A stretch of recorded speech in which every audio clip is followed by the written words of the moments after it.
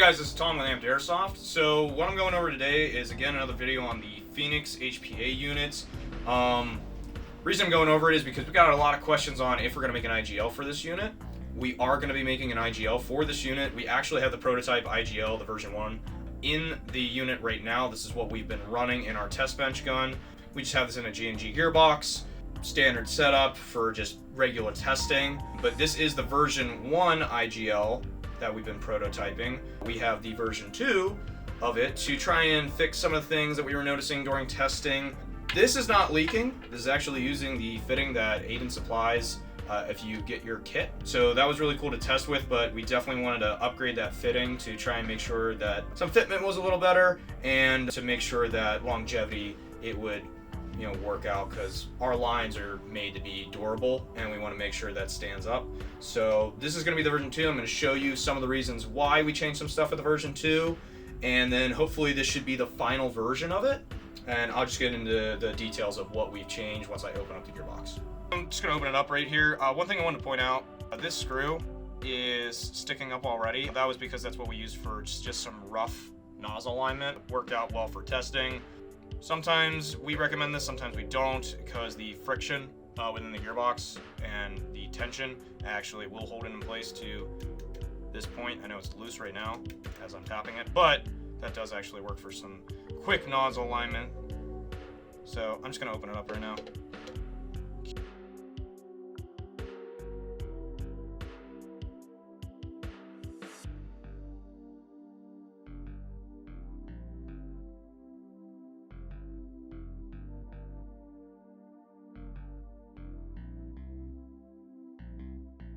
Okay guys, so gearbox is now open. Some things I want to point out, and you can probably already see a little bit of some stuff going on in here.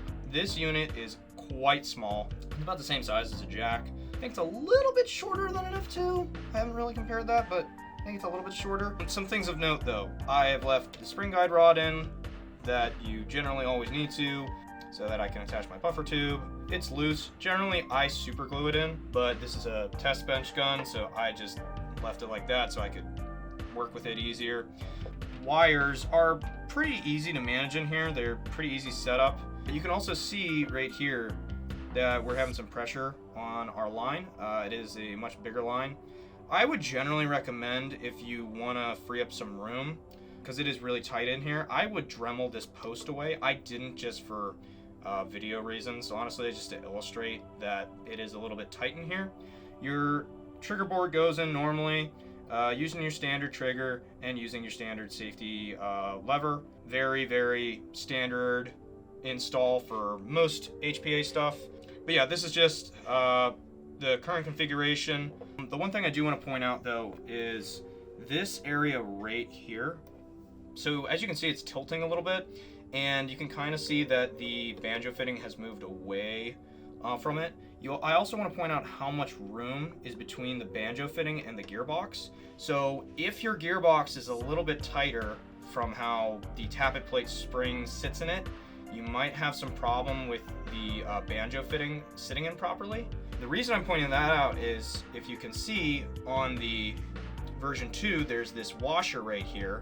It's kind of like a plastic washer. So that was one of the things that we changed on the version 2, between the version 1 and the version 2, was just to do that, to add a little bit of space to come off of the engine. There's another reason we wanted that space. It's not just because it's kinking it, but we did have the room down here to take it up, and we figured, okay, it needs to come off a little bit. We have the space, let's do that.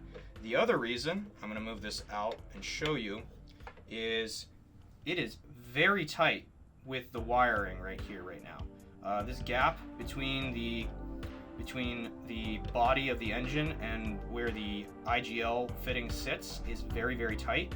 And so we wanted to try and give this a little bit more breathing room so we're not damaging the wires. Because right now, I don't know if you can tell, but this is like center line in line, and this wire is a little bit actually canted off to the side. This is fine, the engine runs fine like this, you can do this, but it can create some pinching down in this area of the gearbox, so that's not good for long term. Again, this is why it's prototyping, we're figuring out stuff as we go. So what I'm going to do right now is I'm just going to show you that there should be no air leaking. We weren't having any air leaking. Test the line, just make sure it's not leaking right now. So, yeah, no leaking going on, even with this kinking going on. So our fitting's holding really good. So I'm just gonna disconnect the wire harness now. Little quick note, just so you guys can see the gearbox a little better. Now the wire harness is undone and the trigger board. So you have these ports here for regular Polar Star engines if you want to reuse his trigger board for like a few F2 or even a jack, or don't think an Inferno without an adapter, but you could use an Inferno with an adapter. So that's a really cool feature of his boards, that they're backwards compatible with other units.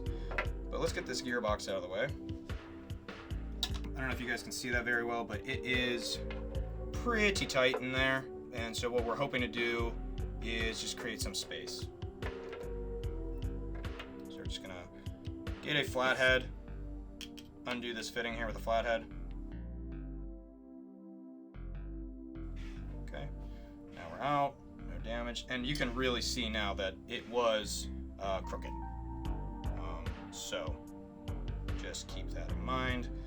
I am going to turn it back to center line to make sure that it is center line now, because what we're going to test and see, and should be doing this because I was doing it in testing, it should be fine, but we're going to see how much it pushes down on this wire harness with the new fitting.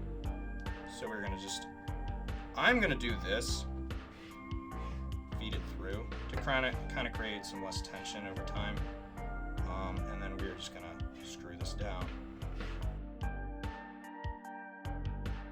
Okay, we're just going to tighten it. We're not going to over tighten it, but now the cool part is you guys can see that wire is not being pressed anymore. There's just enough room for that wire to come out. I highly recommend putting the IGL through the wire, so just like that, so it stays center line. So now we're not going to have as much pinching. We're not having really any pinching going on down here. It is making contact, but it's not pinching it because of this little washer here, which is really good. So we're going to hook it up to air. Make sure I tightened it enough.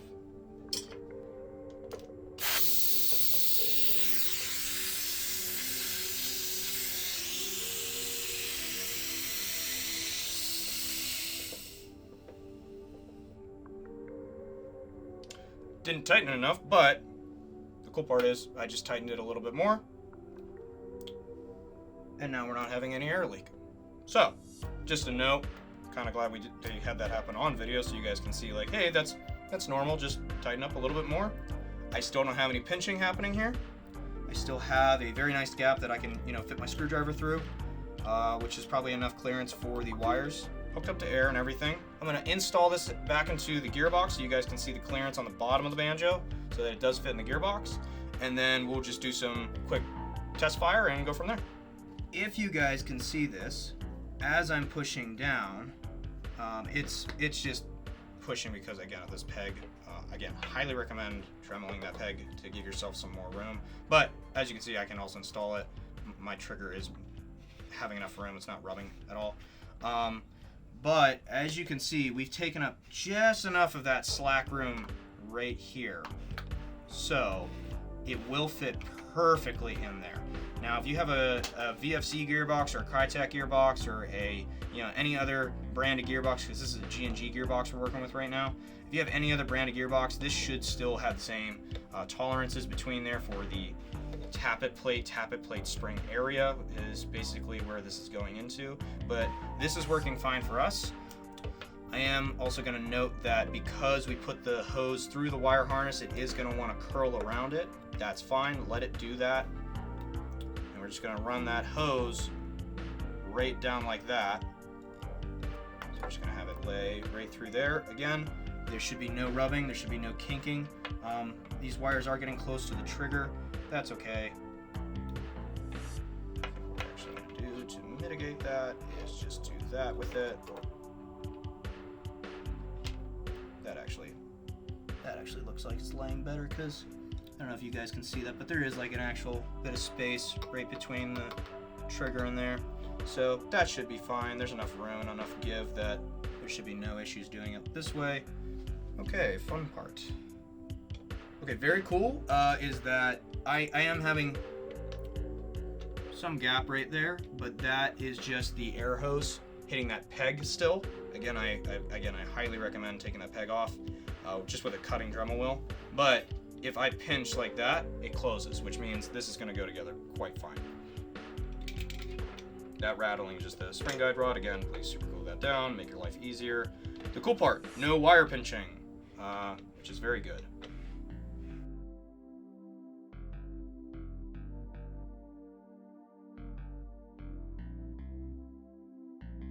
Again, another thing to note, like I talked about right here, this screw is now all the way in. Once I put it back in the lower receiver, I'm gonna back this out a little bit to correct for nozzle alignment. Again, that's a very rough way of doing nozzle alignment. Generally, you wanna do some metal shims or stuff stacked, and we generally put that right here. A grub screw with right here is good, or even just here with some metal shims around the shaft of the screw so that you are actually spacing it on that screw. That works great too.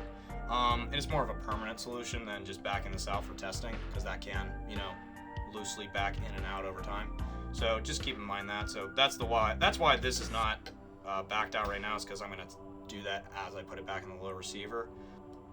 So I'm hooking the battery up before air, because I just want to make sure that my electronics are still working, wires aren't being pinched. So okay, we are gonna hook it up to air. Okay. And just so you guys can see it shooting.